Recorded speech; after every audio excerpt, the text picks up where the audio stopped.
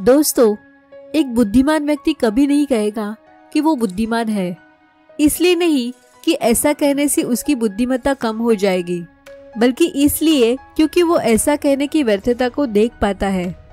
दोस्तों, गौतम बुद्ध के जीवन से जुड़ी हुई एक छोटी सी कहानी जो आपको बताएगी कि वास्तव में बुद्धिमान कौन है।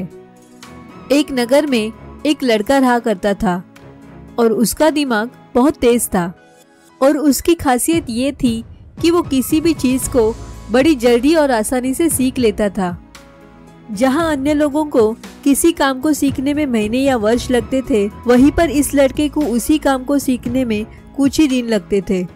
उसकी ख्याति दूर दूर तक फैल गई थी और कहा जाने लगा था कि उस व्यक्ति के जितना बुद्धिमान कोई नहीं है।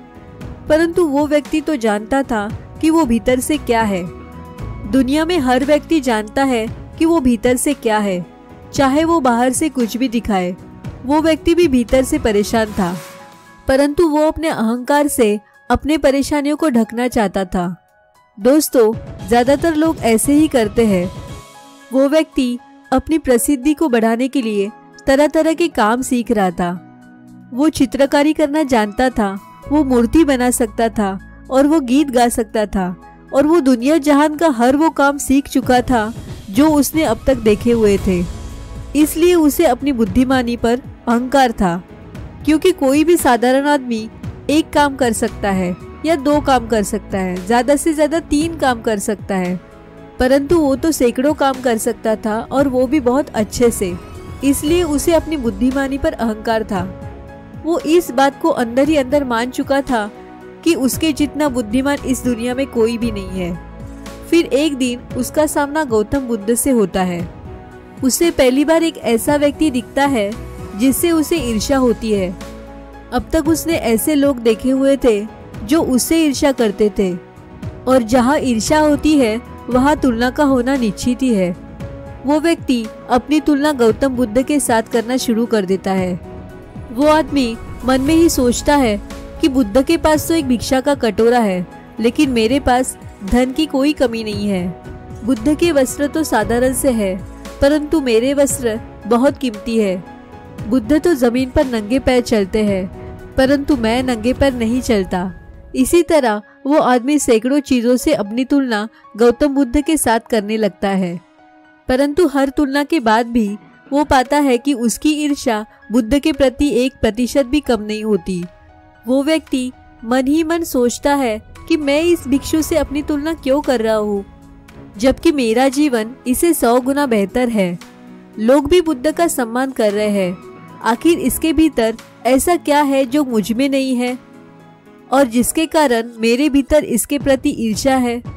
बहुत देर अपने मन में उलझे रहने के बाद वो व्यक्ति तय करता है कि बुद्ध के पास जाकर उनसे पूछेगा कि उनकी उपलब्धि क्या है।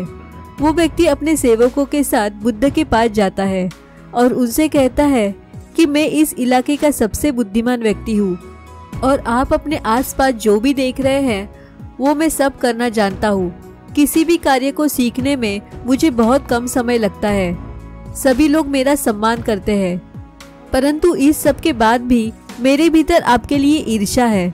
मैं ये जानना चाहता हूँ कि आपकी उपलब्धि क्या है। ये सब लोग आपका आदर सम्मान क्यों कर रहे हैं। उसके बाद बुद्ध कहते हैं कि वैसे तो मेरी कोई उपलब्धि नहीं है, परंतु तुम कहते हो तो मेरी एक उपलब्धि है। वो व्यक्ति पूछता है कि क्या मैं जान सकता हूँ, तो बुद्ध कहते हैं कि मेरी एक उपलब्धि है कि मैं सभी उपलब्धियों को छोड़ चुका हूँ। वो व्यक्ति बुद्ध से पूछता है कि मतलब मैं कुछ समझा नहीं। बुद्ध उस व्यक्ति से कहते हैं कि क्या तुम्हें प्रशंसा अच्छी लगती है। वो व्यक्ति कहता है कि प्रशंसा तो सभी को अच्छी लगती है। उसके बाद बुद्ध कहते हैं कि क्या तुम्हें निंदा अच्छी लगती है। तो वो व्यक्ति कहता है कि भला इस दुनिया में कौन है जिसे अपनी निंदा अच्छी लगे। उसके बाद बुद्ध कहते हैं कि जो तुम्हें अच्छा या बुरा लगता है, मैं इन दोनों से भी ऊपर उठ चुका हूँ। ना मुझे निंदा सताती है, ना ही मुझे अपनी प्रशंसा प्रसन्न करती है। बस यही अंतर है तुम और मुझ में।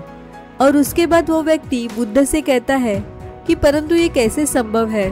बुद्ध मुस्कुराते हैं और उस व्यक्ति से कहते हैं कि तुमने सैकड़ों काम सीखे, लेकिन एक सबसे जरूरी काम को तुम सीखना भूल गए। वो व्यक्ति बुद्ध से पूछता है कि कौन सा काम बुद्ध?